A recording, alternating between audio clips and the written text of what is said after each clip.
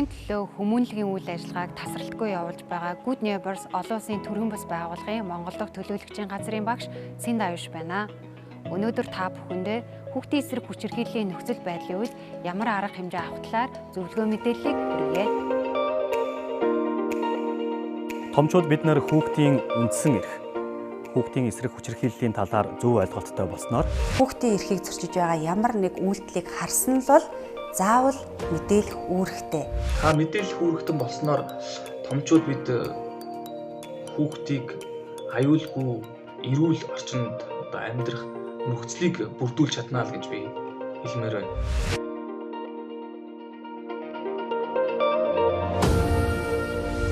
Манай улс Нэгдсэн үндэсний байгууллагын Хүүхдийн эрхийн конвенцэд 1990 онд нэгдэж орсон.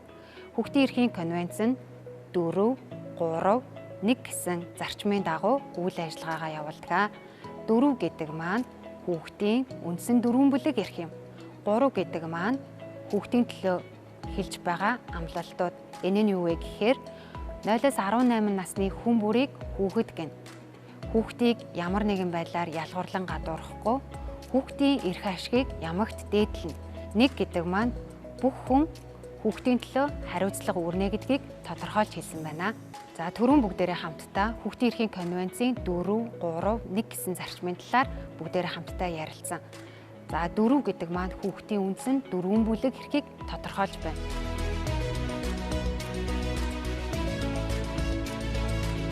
За та бүхнээсээ асуулт асууя. Та бүхэн хүүхдийн дөрвөн бүлэг эрхийн талаар хэр мэддэг вэ? За энэ тухай та бүхэн бас хуваалцсан уу? За амьдрах эрх та бидний хамгийн чухал эрхэд нэг. За бид эцэг эхээс төрмөгцөө нэр авах хэрэгтэй, Монгол улсын харьяад байх хэрэгтэй, аюулгүй орчинд өсч боожих хэрэгтэй, альва хүчирхийллээс ангид байх хэрэгтэй. За мөн эцэг эхтэйгээ амьдрах, тэдэнтэй байнгын харилцаатай байх. За магадгүй гэр бүл нь хоёр тишээ болсон, гэрэлтэй цуцлсан тусдаа амьдрах үед хинтээ амьдрах тухай үзэл бодол, санаагаа илэрхийлдэг эрхтэй. Үүнээс гадна хүүхэд төрөөс эмнэлгийн тусламж, тэтгэв тэтгэмж, асрамж, за мөн халамж, хамгааллын үйлчилгээ авах эрхтэй байдаг. Хүүхдийн үндсэн дөрвөн эрхээс бий хөгжих, оролцох эрхийн тухайд хүүхэд бүр өөрийгөө хөгжүүлэх, дугуйлан секцэнд хамрагдах, за өөртөө цаг зарцуулах, аливаа зүйлд оролцох эрхтэй. За мөн хүүхдийн оролцох эрх дундаас хамгийн чухал нь өөрийнхөө үзэл бодлыг илэрхийлэх, дуу хоолойгоо түгээх. Энэ бол хамгийн чухал эрх нь. би та бүхэндээ хүүхдийн үндсэн эрхийн тухай уншиж өгье гэж бодлоо. Хүүхэд гэмт хэрэг, зөрчил, хүчирхийлэл, бие махбодын шийтгэл, сэтгэл санааны дарамт, үл хайхрах байдал болон мөлжилгийн аливаа хэлбэрээс нийгмийн бүх орчинд хамгаалагдах эрхтэй. Хүүхэд өөрийн нэр төр, гэр бүлийн амьдрал, эрүүл мэнд, хувийн харилцааны нууц, орон байрны халдашгүй байдал, хувийн орон зайгаа хамгаалуулах эрхтэй. Хэрэв хүүхэд эрхээ зөрчигдсөн тохиолдолд өөрөө болон итгэмжит төлөөлөгчөөрөө дамжуулан үндэсний болон олон улсын холбогдох байгууллагад гомдол гаргаж шийдвэрлүүлэх эрхтэй. Дөрвөн бүлэг эрх гэдэг маань эсэн мэнд амьдрах эрх, хамгаалуулах эрх, хөгжих эрх, оролцох эрх гэсэн дөрвөн бүлэг эрхийг тодорхойлж байна. Эсэн мэнд амьдрахын тулд хүүхэд тэжээлэг хоол хүнс идэж, өвдсөн үедээ эмчилгээ хийлгэж, гэр бүлтэйгээ хамт байж, аюулгүй эрүүл орчинд амьдрах нь хүүхдийн эсэн мэнд амьдрах эрх юм. Хамгаалуулах эрх гэдэг маань хүүхэд аливаа төрлийн дарамт хүчирхийлэл, ялгуурлан гадуурхал, бэлгийн хүчирхийлэл, хүн худалдаалах гэмт хэрэгээс хүүхэд болгон хамгаалуулах эрхтэй. Хүүхдийн хөгжих эрх гэдэг маань хүүхэд өөрийн нас идэхгүй тохирсон мэдээллээр хангаагдаж, сурч боловсрох, амарч тоглох нь хүүхдийн хөгжих эрх юм. Оролцох эрх гэдэг маань хүүхэд өөрийн санал бодлыг чөлөөтэй илэрхийлэх, эвлэлтэнд нэгдэх, томчуудад үзэл бодлоо чөлөөтэй илэрхийлэх нь хүүхдийн оролцох эрх юм аа. Хүүхдийн үндсэн дөрвөн бүлэг эрхээс гадна бидний эргэн тойронд байгаа хүүхдүүд маань маш олон янзын хүчирхийлэлд өртөж байна. Хүүхдийн эсрэг хүчирхийлэл гэдэг нь хүүхдийн төрөлхийн болон хуулиар олгогдсон эрхээ эдлэгт нь санаатаагаар саад бэрхшээл учруулах. За эдгээр эрхүүд нь болохоор бие махбодын эсрэг хүчирхийлэл, сэтгэл санааны хүчирхийлэл, бэлгийн хүчирхийлэл, үл хайхрах гэсэн хүчирхийллүүд юм. Бие махбодын эсрэг хүчирхийлэл гэдэг нь хүүхдийг санаатаагаар цохиж, зодож, бэртээж гэмтээх нь бие махбодын эсрэг хүчирхийлэл. Сэтгэл санааны хүчирхийлэл гэдэг маань хүүхдийг сэтгэл зүгээр дайрж, дарамтлах, хил амаар доромжлох, сэтгэл зүйн хувьд түгшүүр айцыг мэдрүүлэх нь сэтгэл санааны хүчирхийлэл юм.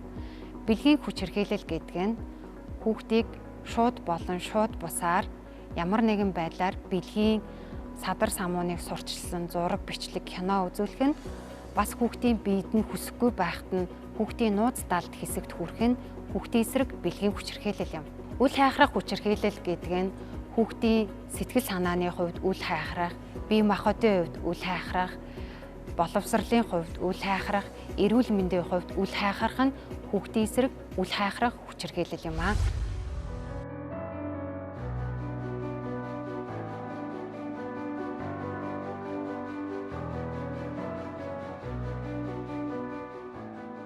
Маань сэтгцээр үйл мэндийн үндэсний төвийн хүүхэд засварын клиник маань ер нь бол 25 гаруй үйл ажиллагаа явуулах хүчин чадалтай байдаг.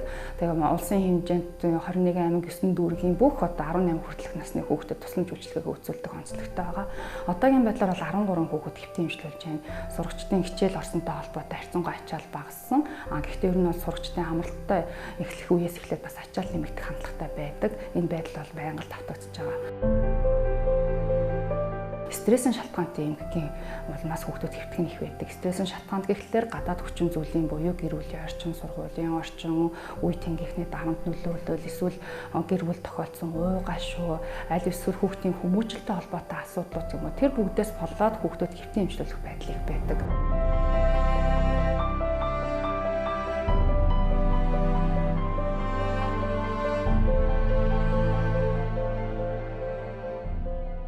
Хүүхдийн сэтгэл зүйн гэмтэл нь юунаас болсон бэ гэдэг ч.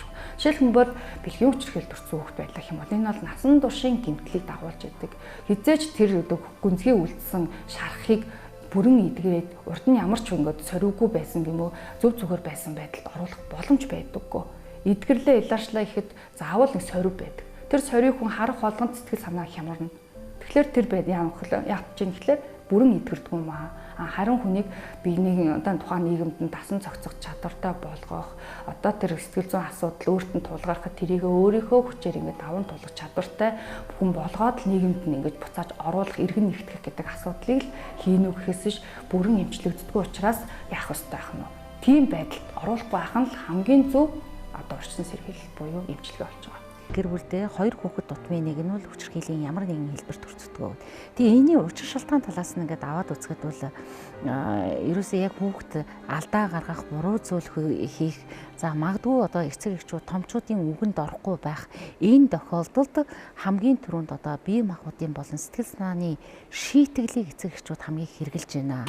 Энэ нь одоо цаад агуулга нь хүүхдээ хүмүүжүүлэх гэдэг ийм зорилготой байдаг. Гэтэл одоо хүүхдийг өвтгсөн, шаналгасан, сэтгэл зүгээр дарамтлсан хүмүүжлийн арга гэж байдгүй юм аа гэдгийг бүх эцэг эхчүүд бас ойлгох ёстой. Хэрв одоо яг тэр бие махбодын болон сэтгэл санааны шийтгэл хэрэгжилж байгаа бол энэ хүүхдийн эсрэг хүчирхийлэл гэмт хэрэг үлдэж байна гэдгийг бас тэр болгон мэдэхгүй байна. Маань гэрээсээ гараад орой орж ирдэг. Би аавыгаа их сандаг өө. Ажлаасаа хурж ирээд ээжийн хийж өгсөн хоолыг шууд идэл унтдаг. Нэг өдөр ажлаасаа гарахаас өмнө би өөрөө зургийг үзүүлэх гэсэн чи аав цаашаа бол яах гээд байгаа. Би ажилдаа явах гээд чинь гэсэн. Тэгэд маань яахаараа чи дандаа ингэж аавыгаа ингэж уурлуулж идэ гэж хэлдэг. Харин ээж маань одоохондоо ажилгүй байгаа. Гэртээ л байгаа. Тэгээд эгч дээр очиод тоглох гингүүд эгч за байж эгч нь уцаараа жоохон найзуудтайгаа чатлаа. Тэгээд дараа нь дүүтэйгээ тоглоё за гэж хэлдэг.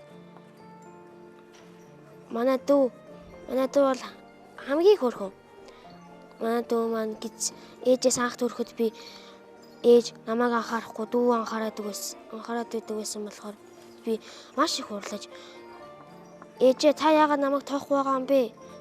Зөвхөн дүүг тоогоод ах юм гэж асуусан. Тэгсэн чи үгүй миний хүн жоохон дүүд нь туслахгүй бол энэ чи жоохон заа юу гэж хэлээд би тэрнээс хойш ойлгосон. Би арай одоо 8 настай. Ээж аав нь одоо тоохгүй байгаа болохоор ээж аав намайг тоогоосоо гэж хүсэж байна. Хамгийн түрүүнд ойлголцоо шийдэлцээ дэмжлэг үзүүлэх ёстой эцэг их маань хүүхдээ сонсдоггүй гэдэг ойлголтыг хүүхдэд суулгацсан учраас хүүхэд хинээс дэмжлэг авахаа мэдэхгүй болохоор үе тэнгийнхнийхаа буюу ижилхэн туршлагатай хүмүүсээс аль эсвэл өөрт нь илүү санаа тавьж байгаа хүндлэнгийн хин нэгэн хүнд маш их итгэл үзүүлснээс болоод бас сэтгэл зүйн хувьд хохирох байдал гарч ирдэг. Үүнтэй холбоотой хүүхдүүд цахим орчиндоо гээд өөрийгөө хэтэрхийх ингээд сэтгэл санааныхаа байдлыг илэрхийлж тавьснаас болоод хин нэгэн зайлт итгээд одоо гэмт хэргийнхэн хохирогч болох асуудал гарч ирж байна тий. Тэгээд дээрэс нь бас өөрийнхөө тэр эцэг эхээс авч чадаагүй хайр халамж өөр нэг хин нэгнээс авах гэж оролцсноос болоод хохирч байгаа юм асуудлууд ингээд маш олон улбаа сөрөг хүчин зүйлийг улбааж гаргадаг учраас гэр бүлийн орчинд хүүхдүүдэд хайрлах, халамжлах, анхаарах, үгийн сонсох, хүүхдтэйгээ цагийг чөлөө цагаа өнгөрөөх гэдэг энгийн асуудлуудыг эцэг маань алхам тутамдаа хийж байвал энэ бүхнээс сэргийлэх боломжтой болж байна. Хүүхдэд үүсэж байгаа хүүхдийн эсрэг хүчирхийллийн шалтгааныг та бүхэн юу гэж бодож байна? Энэний шалтгааныг та бүхэн бас хуваалцсан уу? За хүүхдийн эсрэг хүчирхийлэл одоо дотроо маш олон хүчирхийлэл байгаа гэж бид нэр одоо маш их сонслоо. Миний бодлоор хүүхдийн хамгийн том хүчирхийлэл бол хүүхдэд хайхрамжгүй хандах буюу хүүхдэд анхаарал хандуулахгүй байх явдал гэж би хувьдаа үздэг. Амруу нь хоолыг хийж өгөөл мөрөн дээр нь тохох хувцсыг ингээл тавиад өгчдөг бол эцэг эхийн үүрэг бол энэ бол үндсэн үүрэг бол бишээ. Үндсэн үүрэг нь хүүхдээ энэ нийгэмд хэрхэн ирээдүйд энэ нийгэмд амьдрах боломжтой эргэн хүн болох вэ гэдг нь эцэг эхийн одоо үндсэн үүрэг гэж би хувьдаа бодож байна л да. Тийм болохоор энэ бол дээрээс энэ хил хязгааргүй Монголын тэ хөдөө орон нутаг төвс хөрийн газар огт хамаа ахгүй. Бид нар юм да Монголд нэг гоё үг байдаг. Ирээдүрүүгээ бид нэр гар буугаар буудах юм бол эргүүлээд ирээдүй маань бидэн лөө их буугаар буудана гэж аимшигтай үг байгааз. Тийм болохоор энэ хүчирхийллийн хамгийн аимшигтай одоо шалтгаан бол хүүхдүүдэд хайхрамжгүй орхих, анхаарал халамж тавихгүй байх шалтгаан бол хамгийн амар. Дэлхий бөөрөнхий гэж бид нар ярьдаг л да. Дэлхий чинь хавтгай болсон шүү дээ. Гар утас бидний одоо энэ барьж байгаа бүх утаснууд бол хавтгай. Удахгүй энэ дэлхий чинь виртуал болно. Бид нар хүүхдээ яаж за залуу эцэг эхийн хувьд гэхэндээ ээж аваасаа зөвлөгөө ав. Өвөө эмээгээсээ зөвлөгөө ав. Хүүхд яаж өсгөж хүмүүжүүлэх вэ? Бүр болохгүй бол Google дэчээ. Маш олон эрдэмтэн судлаачдын одоо судалгааны баримт амьдрал дээр олж авсан туршлагын энэ нийтлэл болгоод энэ Google дээс хүүхэд хэрхэн хүмүүжүүлэх вэ? Хүүхдийн үндсэн эрх, хүүхдийн хүчирхийллийн шалтгаан гэж хайгаад үзээрэй. Эндээс бид нар бүгдийг олж авч чадна. Бүх электрон тооног төхөөрөмж бидний эдэлж хэрэгж байгаа бүх зүйл маань ухаалаг болж байгаа боловч хүн бид нар өөрсдөө ухаалаг болж чадчихэв үгүй гэдэг бол асуудал. Ялангуяа эцэг эхчүүд. Тийм болохоор хүүхдийн эсрэг хүчирхийллийн шалтгааны талаар өөрийнхөө бодож явдгаа та бүхэндээ хэллээ. Бас нэгийг бодож хоёрыг тунгаана зэ хэмээн бас хүсэж байна. За шууд хариулах гээд үзье. Би бол одоо 80 оны хүүхэд. 10 жилд өсөж хүмүүжж явах үед гэх юм уу та одоо 80 оны картны барааны үеийн хүүхдүүд бид сургуулийн өмнөх боловсрал сургуулийн боловсралд одоо хамрагдахдаа зарим нэг нийгмийн нөхцөл байдлуудаас шалтгаалаад орхигдсон зүйлүүд бий. Зарим зүйлүүдийг бол одоо байх л ёстой зүйлүүд гэж хардаг болоод өссөн байх магадлалтай. Тэгэхээр одоо нийгмийн нэг тогтолцооноос нөгөө тогтолцоод шилжихдээ хүүхдийн хүмүүжлээ одоо хүүхдүүдийнхээ хүмүүжилд анхаарахаа бид нэр орхитуулсан гэх юм уу да. Одоо бидний магадгүй одоо дээд үеийнхэн тэгэхээр хүчирхийлэл дасан зохицох юм хандлагатай болчихсон байх магадлалтай.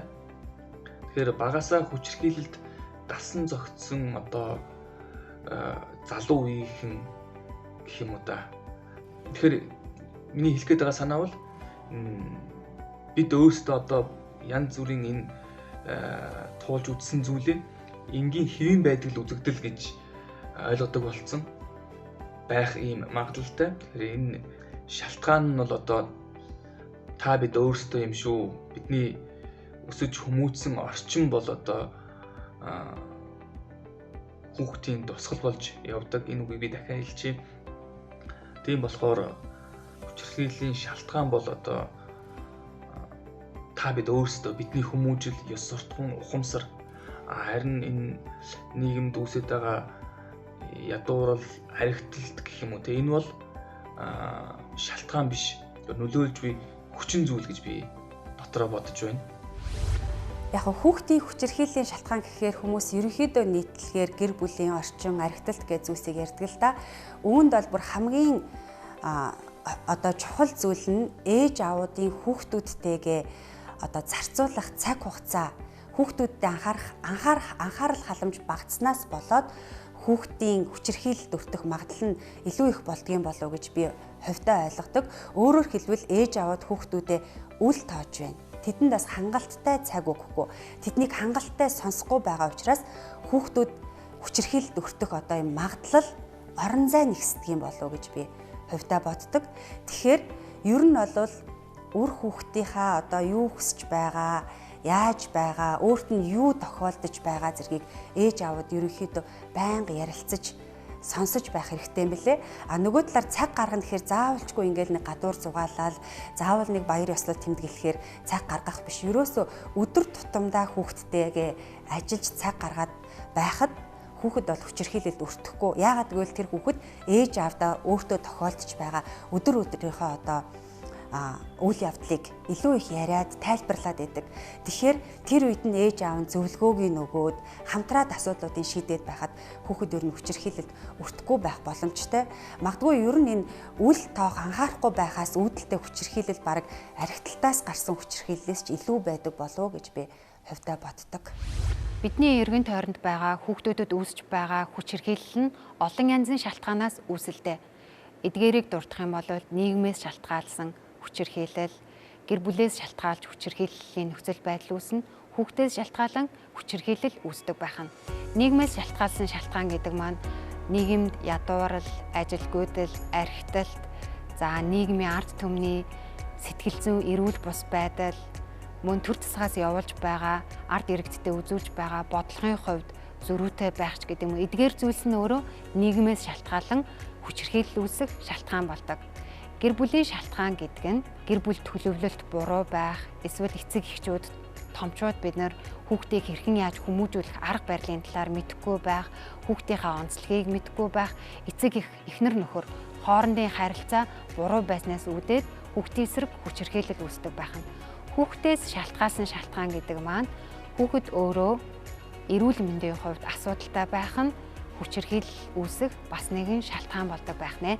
Хүчирхийллээс шалтгаалаад хүүхдүүдэд олон төрлийн хор хохирол учирдаг. Бие физиологт нь өөрчлөлт гарна, арга гэсний хэмнэн өөрчлөгдөж, бие махбодын хөгжил нь хэвийн бос явагдана. Сэтгэл зүйн хувьд түгшүүр, айдсыг мэдэрснээр дамжуулаад тархины хөгжил удааширч хүүхэд эргээд хичээлээ ойлгохгүй болох, хичээл номондоо муудах, мөн эрсдэлт зан үйлүүдийг хүүхдүүд маань хийж эхэлдэг байх нь. Эцэг эхийнхээ өөдөөс янз бүрийн байдлаар хидэрлэх, эсвэл янз бүрийн буруу хорт зуршлуудад донтогч гэдэг юм уу те. Иймэрхүү сөрөг үр дагаврыг хүүхдүүд маань амсаж мэдэрдэг болох нэ. Хамгийн гол зүйл нь хүчирхийлэлд өртсөн хүүхэд эргээд нас биеинд хүрэхээрээ хүчирхийлэгч нэгэн болж өсдөг байх нэ.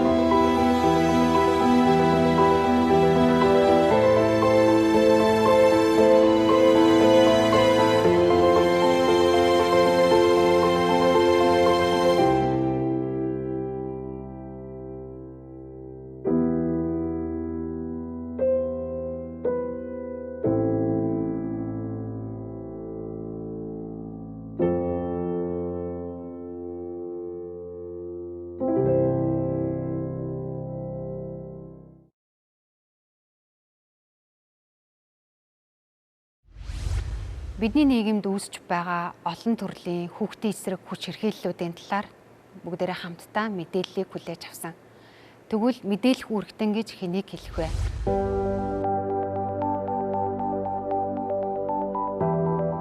Миний одоо үзэл баримтлалаар гэх юм уу, манай гэр бүлийн хүмүүжлэр хамгийн чухал нь хайр. Өөрийн бусдын хүүхэд гэж огт ялгахгүй бүгдийг хүүхэд гэдгээр нь хайрлах ёстой, хүмүүжүүлэх ёстой, хүүхдийг алагчилж үзэхгүй байх ёстой.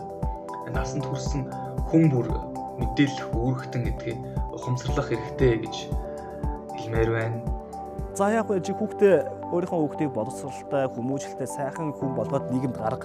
Гэтэл энэ нийгэм чинь танаа ирээдүйд танаа хүүхд чинь ямар хүнтэй суух вэ? Танаа охин чинь ямар хүргэнтэй болох вэ?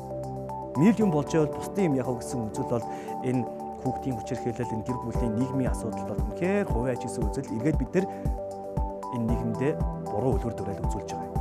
Эргээд нийгэм маань биднээс хариугаа авах гэсэн үг байхгүй юу? Хаана хэний хүүхэд хохирж байна? Хажуу талаа чи айл хүүхэд уйлж байна уу? Улмаар явхад эцэг ихгүй хүүхэд явж байна уу?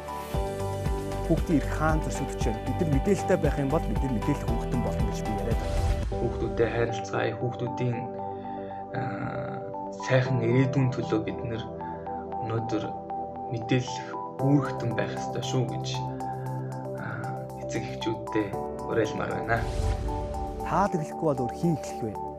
Бид эхлэхгүй бол. Одоо л эхлэхгүй бол бид нар яг хизээ эхлэх вэ гэдэг ийм л хэцүү цаг үе бидэнд тулгаж гарч ирчээд байна л та. Тийм болохоор бид нар хаач явсан мэдээлэх үүрэгтэн байх хэрэгтэй. Мэдээлэх үүрэгтэн байхын тулд бид нар мэдээлэлтэй байх хэрэгтэй. Хүүхдүүдийн үндсэн эрх болон хүүхдийн эсрэг хүч хэрхийллийн талаарх мэдээллийг бид нар маш сайн авч явах хэрэгтэй гэж бодож байна. Гэр бүлийн хүч хэрхийлэлтэд тэмцэх тухай хуульд зааснаар сум дүүрэг хороодын засаг дарга, цагдаа, нийгмийн ажилтан, багш, хүүхэдтэй ажилдаг байгууллагын бүхэл мэргэжилтэнгүүд маань мэдээлэх үүрэгтэн хэмээн тодорхойлсон байна. Мөн бүх томчууд мэдээлэх үүрэгтэй гэдгийг тодорхойлсон байна. Тэгэхээр та бид бүгдээрээ мэдээлэх үүрэгтэн юм. Тийм учраас та бид бүгдээрээ хүүхдийн эсрэг хүч хэрхийллийн талаар мэдээлэх үүргийг хүлээсэн.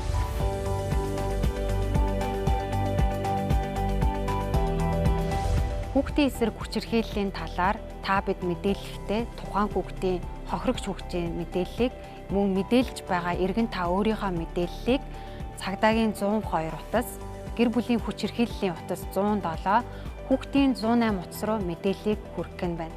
За мөн дээрээс нь та тухайн орон нутгийнхаа хамтарсан багт хандаж тухайн хүүхдийн талаарх мэдээллийг хүргэж болох нэ.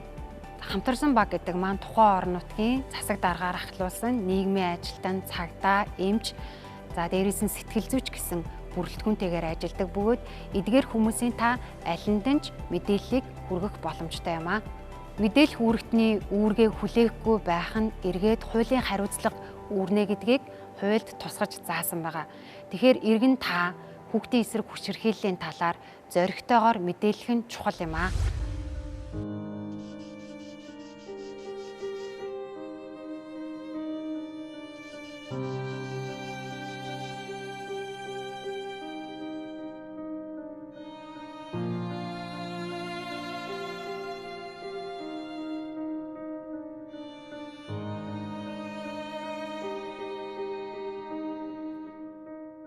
Хүүхдийн эрхлээд уйлж байгаа дуу нэг өөр.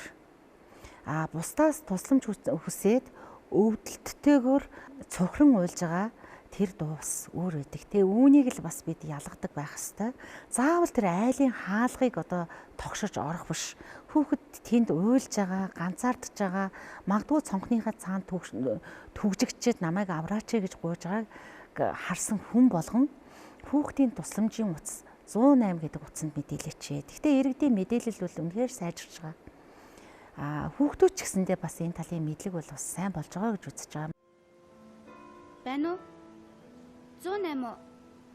Байна. Хүүхдийн тусламжийн утас 108 таныг сонсож байна. Би хинт хантгаа мэдэхгүй л танах руу ярьж байна. Надад туслаач. Хүүхдийн тусламжийн утас 108-д хоногт 450-аас 480 дуудлага орж ирдэг. Үүний одоо 20-с 30 орчим хувь нь бол зорилттой дуудлага буюу хүүхдийн эрхийн зөрчил, хүүхд хамгааллын дуудлага орж ирж байна. Хүүхдийн эсрэг хүчирхийллийн талаар томчууд бид заримдаа энэ миний хэрэг биш гэж үзээд заримдаа мэдээлэхгүй тохиолдол байдаг. Гэтэл бидний амьдралд хинт ч ямар ч асуудал тохиолдож болно. Гэхдээ энэ бүх зүйлийн талаар та бид хамтдаа мэдээлэх нь чухал юм. Хөршийн чинь ямар нэгэн хүчирхийл үйлчээвэл 108 утсанд одоо ингээ холбогдоод мэдээлэх хэрэгтэй байна гэдэг. Сая нэг айхтар хэрэг гарсны дараа ингээ би нэг пост бичсэн чинь маш олон хүмүүс комент орж ирсэн. Тэгээ юу гэсэн бэ гэхээр тех хэрэгтэй гэж нэг хэсэг нь айгүйх бичсэн. Ер нь бол ингээд ямар нэгэн асуудал гараад шууд мэдээл 108-д мэдээлье гэж нэг хэсэг нь бичсэн. А нэг хэсэг нь бол мэдээлсэн байдаг юм байна. Маш их мэдээ өгдөг юм байна. А гэтэл буцаад тэр мэдээлсэн хүмүүс өөрсдөө асуудалд ордог. Цагдаа төхөр би эргээд одоо намайг ороогоод идэх юм аа. Тэ? Аюу төвхтэй ингээ хилчгээр намайг ингээл байцаалвал би гинт хэрэгцээ. Тэгсэн ч гэсэн чи хэлэх хэвээр.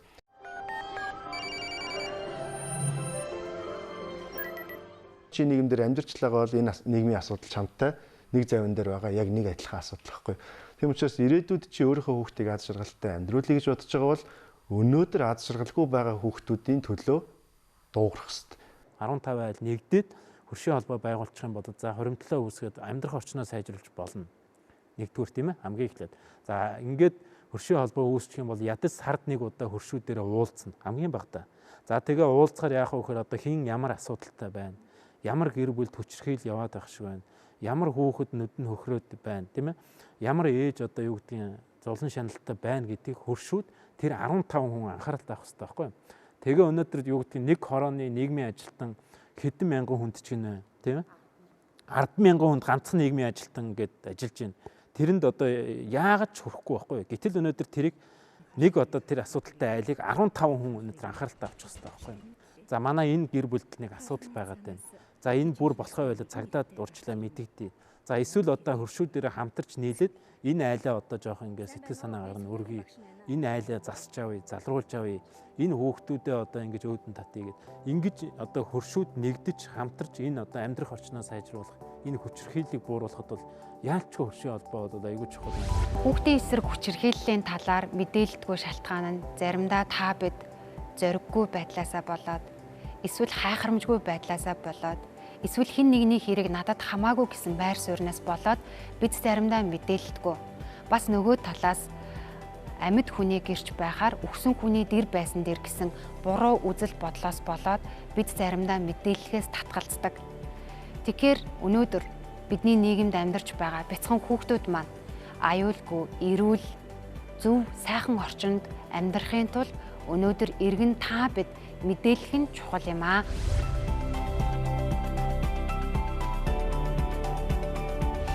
Хүүхдийн эсрэг хүчирхийллийг нуун дарагдуулах нь эргээд бидний эргэн тойронд байгаа ирээдүй болсон хойч үе та бидний үр хүүхдүүдэд сөрөг үр дагавартай юм аа. Тэгэхээр та бид бүгдээрээ хамтдаа зоригтойгоор мэдээлэх нь чухал юм. Бидний хамтдаа ярилцсан сэдэв маань эргэн болгон мэдээлэх үүрэгтэй гэдэг талаар ярилцсан. Тэгвэл та өнөөдрөөс эхлэн мэдээлэх үүрэгтэн байж чадах уу? Хамтдаа мэдээлэх үүрэгтэн байцгаая гэж эцэг эхчүүдтэй уриалж байна. Тэгэхээр насанд хүрсэн хүн бүр мэдээлэх үүрэгтэн гэдгээ ухамсарлах хэрэгтэй. Хамтдаа мэдээлэх үүрэгтэн байцгаая. Томчуудаа бүгдээрээ хамтдаа мэдээлэх үүрэгтэн байцгаая. Хүүхэд бүрт аз жаргалтай инээмсэглийг эцэг эх томчууд та бид бэлэглэж чадна. Үүний тулд хамтдаа илүү ухаантай байж, илүү хариуцлагатай байж хүүхдийн эсрэг хүчирхийллийн талаар мэдээлэх нь чухал юм. Хүүхдийн итгэл найдвар бол та. Хүүхдийн нүднээс урсах нулимсыг арчигч нэгэн нь таныг байгаасаа гэж хүсэж байна. Хамтдаа бүгдээрээ хүүхдүүдийг хамгаалцгаая. Хүүхдийн эсрэг хүчирхийллийн талаар мэдээлэх тухай илүү дэлгэрэнгүй мэдээллийг авахыг хүсвэл Good Neighbors олон улсын төрийн бас байгууллагын Монголдох төлөөлөгчийн газарт хандна уу. Анхаарал хандуулсан та бүхэндээ баярлалаа.